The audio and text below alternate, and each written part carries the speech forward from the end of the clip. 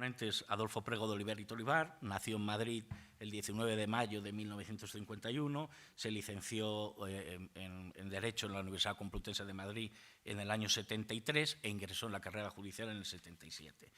Ocupó su primer cargo como juez fue en el Juzgado de Primera Instancia e Instrucción de Trujillo, en Cáceres, ascendió a magistrado en el año 83, siendo destinado a Tenerife y Segovia, a cuya audiencia provincial perteneció hasta el año 86 y siendo presidente de la misma del 95 al 98.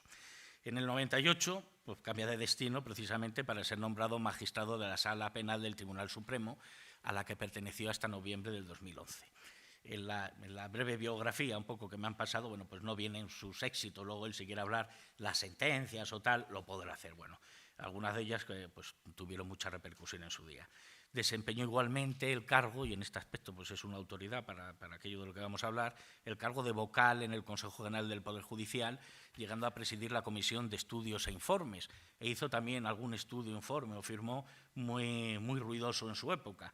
Pero luego ya, si acaso, nos podrá hablar o al hilo de su conversación. Bueno, ha sido presidente del Tribunal Calificador de Pruebas Selectivas del Orden de la Jurisdicción Penal y finalmente, bueno, pues dejó la carrera judicial y trabaja como abogado, bueno, pues en su despacho propio, primero en el despacho de Ramón Hermosilla y Gutiérrez de la Roza, y actualmente, bueno, pues el despacho ya suyo, Adolfo Prego Abogados, con el que, si no me equivoco, también está con su hijo. Entonces, he sido muy rápido en la presentación para permitir que tenga 2 minutos más en la intervención. Muchísimas gracias. Bueno, ¿está ya? Perfecto. Está bien. Así está, ¿no? Bueno, en primer lugar, quiero agradecer muy sinceramente el honor que me hace oír, invitándome a participar en este acto como ponente, mini ponente, porque lo que importa aquí no es la ponencia, desde luego la mía, desde luego no, lo que importa es la de los demás y en todo caso la mesa redonda y las intervenciones que tenga el público, las preguntas y los debates, si es que se suscitan, que espero que sí. Vamos a ver, el tema es tan amplio, el tema de cómo se construye y cómo se reconstruye el Estado de Derecho, dada el estado de demolición y de derrumbamiento que padece España en este momento en sus estructuras jurídicas, es tal, el estado actual, que la gente no es consciente de la gravedad de la enfermedad que padece el ordenamiento jurídico español. Es tremendo, y no lo digo por decir, lo digo porque lo he vivido a 2 centímetros de distancia, ¿no? Efectivamente, yo fui vocal del Consejo, eso fue un periodo de mi vida que yo lo coloco entre paréntesis, porque me di cuenta ahí que cuando uno fui al Consejo, me propusieron ir al Consejo, yo iba con la ilusión de, en fin, preservar la independencia del Poder Judicial, no como derecho de los jueces, sino como obligación, como deber y como garantía para los ciudadanos de una aplicación correcta de la ley, en lo que se refiere a la designación de presidentes de audiencia, presidentes del Tribunal Superior de Justicia, magistrados del Tribunal Supremo, es decir, despolitizar, porque el Consejo nace como heredera del Ministerio de Justicia antiguo, porque se entendía que el Ministerio de Justicia antiguo, del régimen anterior, inoculaba de ideas políticas a los jueces. Eso es mentira, eso es falso. Yo ingresé antes de la Constitución, por lo tanto yo no juré la Constitución en su momento, sino que yo juré, como todos los jueces veteranos, ya mayores, por los principios del movimiento, el fútbol español, lo que era la Constitución en aquella época, ¿no? Y puedo asegurar que la independencia judicial que yo vi, que presencié y que ejercí era mucho mayor que la que existe ahora, a pesar de todas las proclamas rimbombantes de la independencia que proclama la Constitución, etcétera, etcétera. Y luego ya cuando me metí en el Consejo para preservar para ayudar modestamente a preservar la independencia y la seguridad jurídica frente a las intromisiones intoxicantes, ¿no?, de los poderes de hecho, ya sean fundamentalmente políticos o económicos, etcétera, me di cuenta que aquello era una labor imposible, porque aquí estaba ya infectado. Había metástasis en el Consejo y había metástasis en las derivaciones del Consejo, que son, entre otras facultades, tiene las enormes facultades de nombrar. La mitad de los magistrados del Tribunal Supremo que hay ahora mismo ha sido designada por el Consejo en el que yo estuve. La mitad, más o menos la mitad. Y tiene como competencias el régimen disciplinario, tiene muchas competencias importantes que no son competencias jurisdiccionales de decisión de los conflictos o de las controversias jurídicas que se suscitan en los pleitos o en los procesos civiles, mercantiles y penales. No, tiene por misión únicamente iba a decir pastorear, que no es la palabra más adecuada, iba a decir organizar y dirigir la batuta del Poder Judicial, en tanto que integración de jueces y magistrados que pertenecen a una carrera. Y, por lo tanto, era preservarles, defenderlos de las intromisiones externas. Cuando yo salí de allí, que estuve a punto de dimitir 2 veces por una serie de razones que prefiero no contar, además no procede en este momento, porque no quiero hablar de mí ni de mis experiencias, lo que sí puedo decir es que yo salí con no la quinta parte de la ilusión con que entré, sino con ninguna, y regresé al Tribunal Supremo. Y ahí se produjeron otros hechos distintos que me llevaron en su día. Yo ingresé con 47 años en el Tribunal Supremo, por lo tanto era muy joven, era un novato. Y así como tal novato me trataban, pero yo aprendí, imitaba a los maestros, a los grandes magistrados que había allí, que los había. Y luego cuando entré y cuando estuve allí vi cosas que no me gustaron y entonces tomé la decisión de marcharme. ¿Qué es lo que no me gustó? Pues yo, en general, sin particularizar, ni individualizar, ni designar nombres, que no lo voy a hacer, por razones de discreción y de respeto a mis antiguos colegas, yo me di cuenta que aquello estaba intoxicado, políticamente intoxicado. No todos, ni siempre, ni en todos los casos, pero que allí los vaivenes de los vientos políticos influían en la marcha, no digo en las decisiones de cada sentencia, pero sí en la marcha del Tribunal Supremo. Yo pensaba que aquello era una especie de castillo inabordable por los que quieren controlarlo, por aquellos que hoy controlan todo. Es decir, yo pensaba que aquello se podía defender y me di cuenta que no. Entonces decidí, por desilusión, me dijo un magistrado cuando me marché, ¿te vas desilusionado? Y dije, no te equivoques, desilusionado no, pero desengañado sí. Y no es lo mismo. La ilusión yo la mantengo. Yo la mantendré y la sostendré desde la abogacía con muchísimo placer y con muchísimo gusto, pero me voy de aquí porque no me gusta lo que he visto, porque he visto el deterioro que está sufriendo la justicia y tal. Bueno, eso no era nada comparado con lo que hay hoy. Y esa es la tal. Por ejemplo, el Consejo General del Poder Judicial. Vamos a empezar por ahí, porque para que la gente lo entienda, quien no sea jurista, al Consejo General del Poder Judicial no le corresponde dirigir a los jueces, ni decir lo que está bien, lo que está mal, cuando aciertan o cuando no aciertan, revocar sus resoluciones. No corresponde eso. Corresponde preservarlos. Es como un cinturón de seguridad, como una muralla que preserva la independencia de los jueces. Repito, los jueces no tienen derecho a la independencia, tienen el deber de ser independientes y de ser imparciales, de ser objetivos, de estar sometidos a la ley y que tienen que estudiar científicamente, técnicamente, a través de la ciencia del derecho y aplicarlo a los españoles y a las personas que estén sujetas a las decisiones judiciales con la mayor imparcialidad y con la mayor objetividad y con el mayor acierto posible. Y si no aciertan, para eso están los recursos. Tribunales superiores, tribunales más arriba, hasta llegar al Tribunal Supremo y al que hoy se llama Tribunal Constitucional, que yo, con todos mis respetos, pienso que en este punto de la preservación de la aplicación correcta de la ley tiene un papel muy menor, porque han reducido tanto el recurso de amparo constitucional que prácticamente se ha convertido en una reliquia de vitrina, es decir, no existe ya el amparo constitucional. No es verdad, no existe. Cuando el 99%, casi, el 99, algo más del 99%, 99, no sé qué, por ciento de los recursos de amparo ante el Tribunal Constitucional por vulneración de derechos fundamentales se inadmite a trámite, no es que se desestime porque no se tenga razón, no, se inadmite a trámite por una serie de razones a veces muy pintorescas, es porque ese recurso o está mal diseñado, o no sirve para nada, el tribunal que administre el recurso de amparo. Y por lo tanto, casi es mejor hacerlo desaparecer, porque no es verdad, no existe tal amparo. Es decir, a mí cada vez que me dice un cliente, el recurso de amparo del Constitucional, digo, mira, búscate otro abogado porque yo no voy a... Porque trabajar sabiendo que es absolutamente inútil es imposible. Bueno, ¿qué pasó con el Consejo General del Poder Judicial? Pues que 12 de sus miembros, 12, la mayoría del Consejo, lo designaban las asociaciones judiciales. Bien, vale, de acuerdo. Lo que pasa es que las asociaciones judiciales, y esto que me perdonen mis antiguos colegas de las asociaciones, porque yo he sido miembro de la APM, Asociación Profesional de la Magistratura, incluso portavoz de la APM en una época en que en fin, bueno, ya lejana, es decir, el problema de las asociaciones es que han sido colonizadas de una manera imperceptible, pero cierta, por los propios partidos. Por eso hay tantas asociaciones judiciales en en el abanico de posibilidades de concepción, casi como partidos hay. Es decir, la PM sería el equivalente a la derecha moderada, a la derecha conservadora, jueces y juezas, hay que decirlo así. Para la democracia sería el equivalente a la izquierda. Luego hay otros que dicen que ni una cosa ni la otra, sino todo lo contrario. Es decir, hay una serie de asociaciones que están teñidas. No digo sus miembros, porque sus miembros actúan de muy buena voluntad, pero la asociación como tal no deja de ser un espejo o un reflejo más o menos deformante de las ideologías de los partidos políticos. Con lo cual, no es ninguna solución hoy que las asociaciones judiciales tengan el protagonismo que inicialmente tenían que tener para designar a 12 de los miembros del Consejo General del Poder Judicial, porque esas asociaciones están...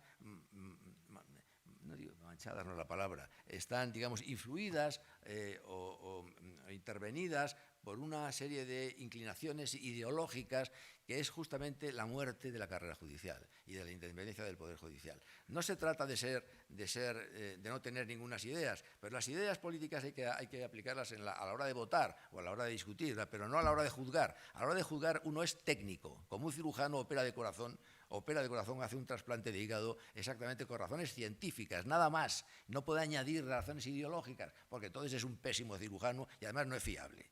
Y este es el problema. Entonces, ¿cuál es la solución del Consejo General del Poder Judicial ahora que tanto se debate sobre cómo habría que elegir el sistema de nombramiento? Pues a mí se me ha ocurrido una cosa que parece chusca, pero se lo he comentado a algunas personas serias, a un embajador español que fue en su día uno de los autores de la Constitución española y que fue, en fin, diplomático y fue un hombre diputado y que fue un hombre relevante en España, y lo estuvo pensando y dijo, oye, pues yo apoyo esa idea porque me parece que es una idea inteligente. A mí se me ocurre que el Consejo, ¿por qué se politiza? Porque va gente muy joven que tiene poco pasado y mucho futuro, es decir, muy poca memoria, pero muchos deseos. Y cuando la gente es demasiado joven y tiene por delante mucho camino por recorrer y en el pasado muy poco camino recorrido, son más susceptibles de inclinarse hacia la obtención de gracias o favores que nunca son gratuitos, siempre son a cambio de algo. Entonces, a mí se me ocurre que el Consejo General del Poder Judicial, los vocales,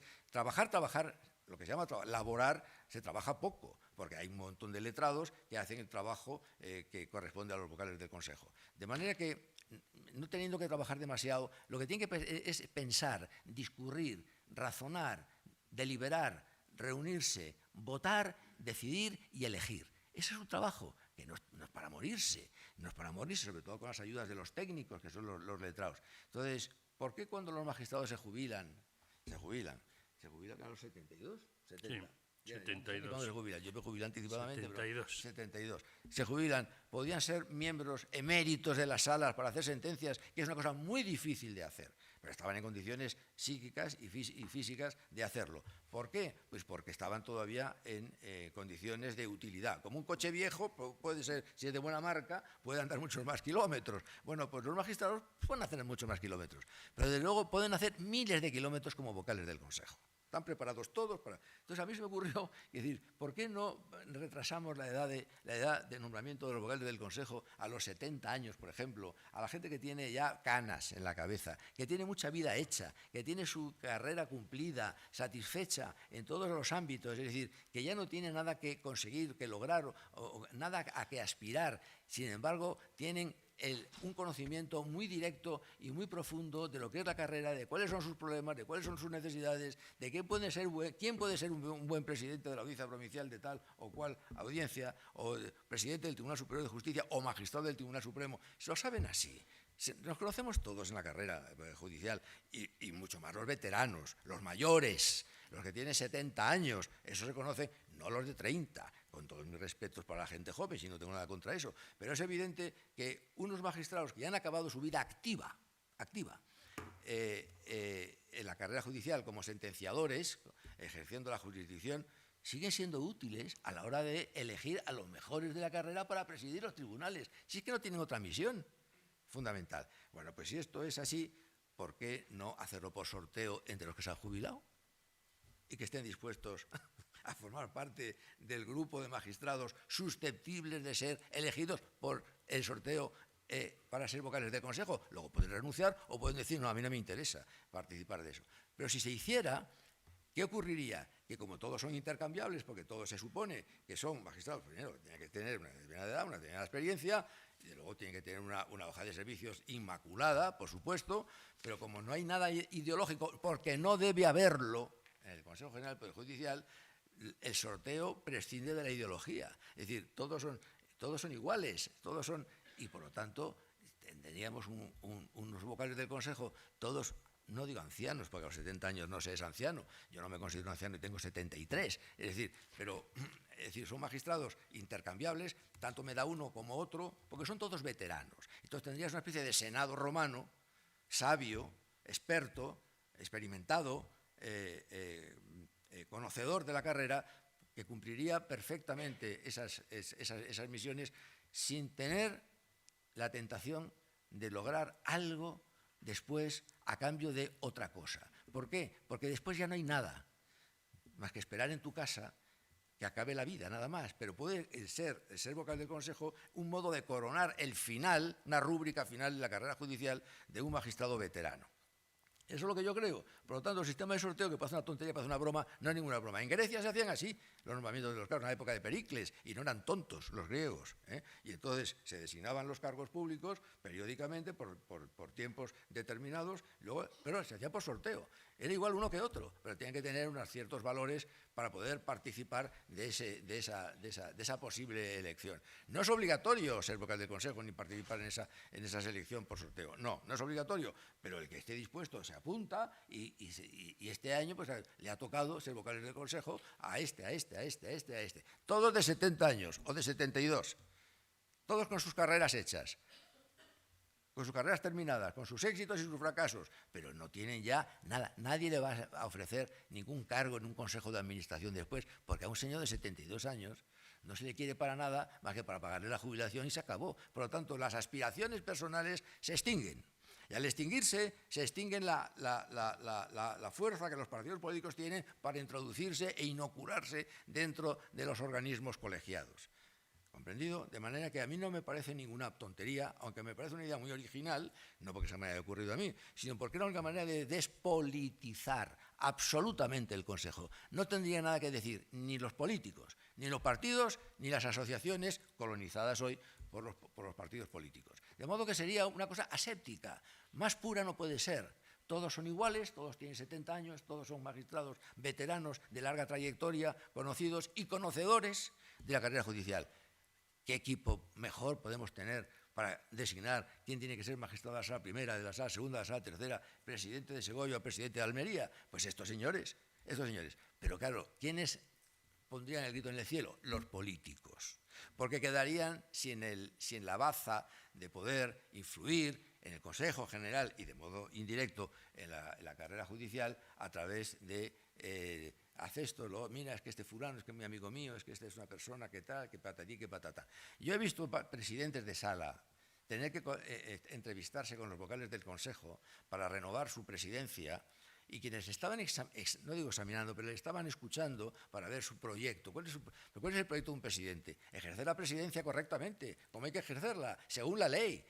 Ahí no hay proyectos, ni hay programas políticos por delante, no debe haberlos. Bueno, pues eran chicos de 30 años, chicos y mujeres de 30 o de 28 años, que estaban examinando a un señor que ya era magistrado y dictaba sentencias cuando ese vocal estaba en un triciclo, en el parque, con el ama, con la tata. Es decir, es inexplicable que un señor de esa edad, de 70 años, tenga que explicarle a un chico de 30 años, pues muy juez de primera instancia de institución que sea, si él es merecedor o no de que le vuelvan a nombrar presidente de sala. Entonces, por eso a mí me parece que la edad, la antigüedad, la vetustez, si se quiere, hasta la experiencia y la veteranía es una condición indispensable y por sí sola suficiente para ser vocal del Consejo General del Poder Judicial. No hace falta más, pero también es verdad que no hace falta menos. Pues eso que hace falta de menos, eso no lo tiene. Y lo que tiene de más, sobra. Porque lo que tiene de más sobra porque infecta. Y por esa razón el Consejo está como está, paralizado, porque es un fracaso el sistema de nombramientos. Porque los partidos no se ponen de acuerdo.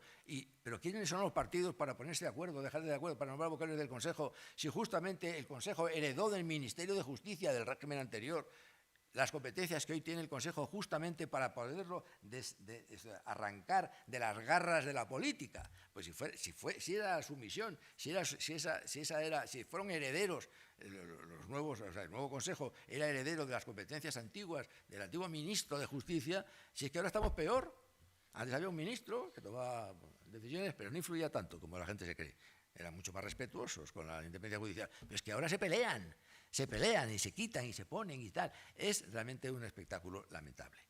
Por lo tanto, lo primero que había que hacer era despolitizar el Consejo General del Poder Judicial. Y la única manera de despolitizarlo es poniendo extramuros más allá de la tapia a los partidos políticos y más allá de la tapia a las asociaciones judiciales, incluida la mía, a la que yo pertenecí honrosamente y con mucho gusto y con mucho placer y a la que estoy muy agradecido. Pero es que la experiencia ha enseñado que todo eso contamina, infecta y por lo tanto por ahí empieza la inoculación de los intereses políticos que acaba con la carrera judicial y con la independencia del Poder Judicial. Esto en cuanto al órgano, digamos, de gobierno de la carrera. Pero es que hay otras cosas. Ya el Tribunal Constitucional, en una famosa sentencia lamentable, con todos mis respetos para el Tribunal Constitucional, lamentable, cuando se impugnó, no me acuerdo qué partido fue el Partido Popular, recurrió a la inconstitucionalidad porque si eso es malo, el sistema de nombramiento que había, mucho peor es el que hay ahora, y es que el Congreso y el Senado copan absolutamente el nombramiento de todos los vocales. ¿A quién van a elegir? A los afines, a los que son amigos de mi primo, de mi tío, de mi amigo, del vecino, que piensa lo mismo que yo y que además vota lo mismo que yo. Y entonces eso infecta el Consejo General y a partir de ahí se irradia la infección como una metástasis y acaba destrozando los nombramientos y perdiendo credibilidad. Y tan malo en la justicia es no ser independiente como no parecerlo. A mí me es igual una persona que sea muy independiente, si no lo parece me es igual, porque vive de su crédito reconocido y de su crédito aceptado por la comunidad. En fin, eso es la primera medida que yo tomaría, que era despolitizar el Consejo, y no hay otra forma de despolitizarlo que desinfectarlo. Y como no tenemos ningún instrumento químico para desinfectarlo, la única forma es alejar a los infectadores, a los infectantes, a los intoxicantes, alejarlos del nombramiento de los vocales del Consejo. Y tenemos un Consejo de veteranos, de gente mayor, de gente que no aspira más que cumplir finalmente su vida profesional, terminarla siendo miembro del órgano de gobierno de la carrera a la que perteneció en activo. Ya está, eso es tan sencillo como eso. ¿Quién no lo quiere? Los partidos. ¿Quién no lo quiere? Los políticos. Es decir, ¿quién no lo quiere? Aquellos que infectaron a la carrera judicial. Pasando a otro punto. Mire, vamos a ver, el Código Penal actual español se ha ido desarmando, tirando al suelo las armas que tenía para la defensa del Estado de Derecho. Mira, hay un precepto que no viene de ahora, viene de antiguo, pero que es lamentable que existe. Hay un precepto, se habla de la división de poderes y por lo tanto de delitos contra la división de poderes. No es verdad, no hay ningún precepto que ataque la división de poderes. Existen preceptos que castigan la usurpación de funciones y hay uno que es lamentable, que es el artículo 400, si no me equivoco, del Código Penal, 400 o 400 y pico, que castiga a la autoridad que se negara abiertamente a dar cumplimiento a las sentencias judiciales. Bueno, pues este precepto, que castiga, como es natural, como en Francia, como en Inglaterra, como en Estados Unidos, como en cualquier lado del mundo civilizado, autoridad que se niega abiertamente a dar cumplimiento a una sentencia judicial. Y estoy hablando de autoridades que se niegan, estoy hablando de presidentes de comunidad autónoma, no estoy hablando de una autoridad local del ayuntamiento que no quiere hacer el derribo que está ordenado por el juzgado de lo contencioso administrativo, no, estoy hablando de desobediencias abiertas de contenido político y de trascendencia descomunal. Bueno, pues esa desobediencia, en vez de ser un delito integrado entre los delitos contra la separación de poderes, que es el bien jurídico y el valor que se está atacando, es un delito contra la administración pública, como si la función judicial fuese es el mismo tipo penal que comete un funcionario de correos, con todos los respetos debidos a los funcionarios de correos, que se niega a dar obediencia al director de su sucursal. Es el mismo tipo penal, el mismo, que tiene una pena ridícula de multa y una pena de inhabilitación. Bueno, pues ese tipo penal es que se aplica a la autoridad que se niega abiertamente a dar cumplimiento a las sentencias judiciales, incluidas las del Supremo. ¿Cómo es posible? Pues porque se considera que la Administración de Justicia no es un poder del Estado distinto del legislativo y del ejecutivo, es un servicio público y tiene naturalmente una parte de servicio público, pero tiene también la condición de poder integrador del Estado dentro de la división, llamada división de poderes. Bueno, pues ahí sigue el precepto, pero hay una cosa todavía peor. Es que en ese precepto se prevé una exención de responsabilidad cuando la orden desobedecida es manifiestamente ilegal. Es decir, que el Código Penal prevé la desobediencia de una autoridad a una sentencia del Tribunal Supremo, pero con la particularidad de que si considera razonablemente que la orden dada por el Tribunal Supremo es ilegal o es incorrecta o es contraria al ordenamiento jurídico, sí la puede desobedecer. Pero ¿en qué cabeza cabe que una orden dada por el Tribunal Supremo que dice el derecho y que es el máximo intérprete del ordenamiento jurídico según la Constitución pueda ser desobedecida porque la autoridad política desobediente entiende que esa orden dada por el Tribunal Supremo es una orden incorrecta o es ilegal? Bueno, esto es una salvajada de tal calibre que la tenemos ahí y eso demuestra, es un síntoma, el desprecio absoluto que existe hoy en el Código Penal realmente por la defensa de la división de poderes. De modo que no me cuenten que el Código Penal defiende la división de poderes, defiende los valores constitucionales. No, es un Código Penal que sigue existiendo para el robo, para el hurto, para la estafa, eso sí, para perseguir a los empresarios que no pagan los impuestos según las liquidaciones que hace la agencia tributaria, o para cosas así. Pero realmente la defensa del Estado en el Código Penal es nula. Nula, y ya no digamos con la eliminación del delito de rebelión, de sedición, perdón, me equivoco en la palabra, de sedición, que ha pasado a ser un delito contra el orden público. El orden público es el orden de la calle, o sea, la paz callejera frente a los movimientos tumultuarios que provocan broncas en la calle, pero la sedición tiene otro elemento de ataque a las instituciones, etcétera, como lo tiene la rebelión. Y, por cierto, la rebelión, que en la época de la República, la vía propia y la vía impropia. La rebelión propia, que es la que permanece hoy en el Código Penal, es la que se hace con un alzamiento público y violento, una rebelión popular violenta, con ataques, con incendios y con invasiones de edificios, etc. Y una rebelión impropia, que era cuando una comunidad o una autoridad provocare o intentare la separación de parte del territorio. Entonces decía el Código Penal de la República, de parte del territorio del Estado. Eso pasó al Código Penal de la época de Franco, donde en vez de del Estado era de la nación. Pero se salvó esa diferencia.